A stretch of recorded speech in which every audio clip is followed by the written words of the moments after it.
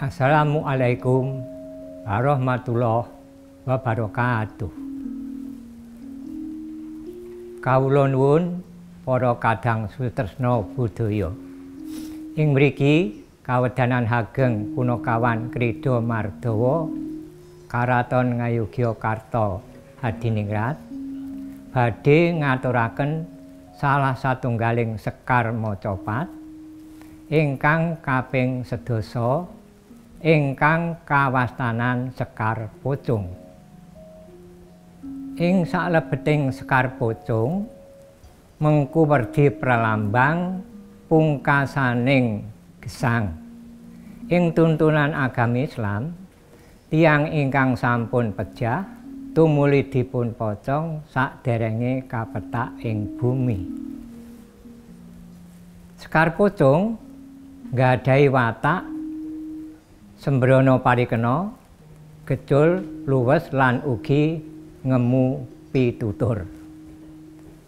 Ing salebeting Sekar Pocong kamot paugeraning tembang inggih punika guru gotra, guru wilangan lan guru lagu.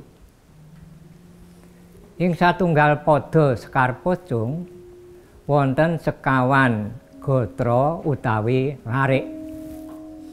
Gotra kapisan guru wilangan wonten 12 wanda kanthi guru lagu dawah swara U.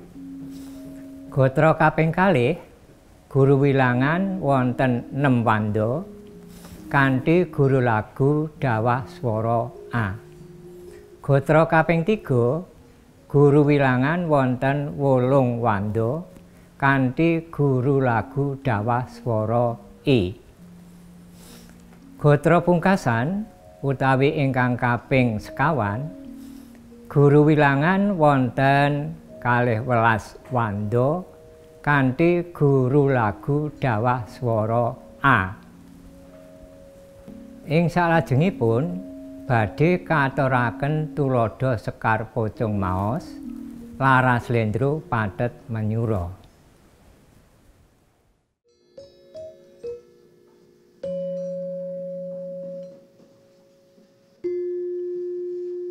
Kang tuwadya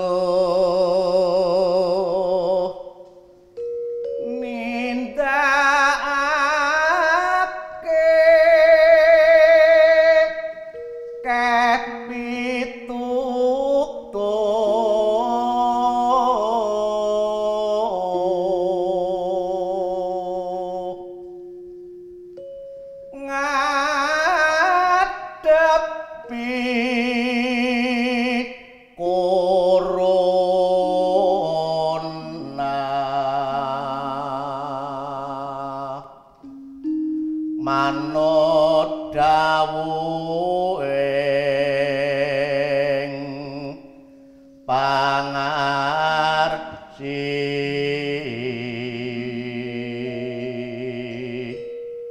aja kendhat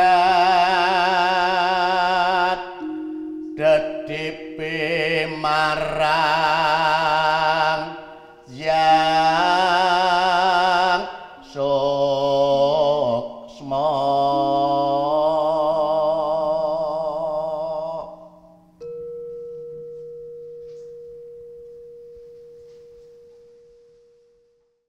Mekaten wau andharan miwah tuladha Sekar macapat Pocong. Dene ing video salajengipun badhe kaaturaken Sekar macapat Mas Kumambang. Ing pangajap sageta piguna tumrap sedaya para sutresna budaya. Cekap semanten lan kaaturaken matur nuwun. Wassalamualaikum warahmatullahi wabarakatuh.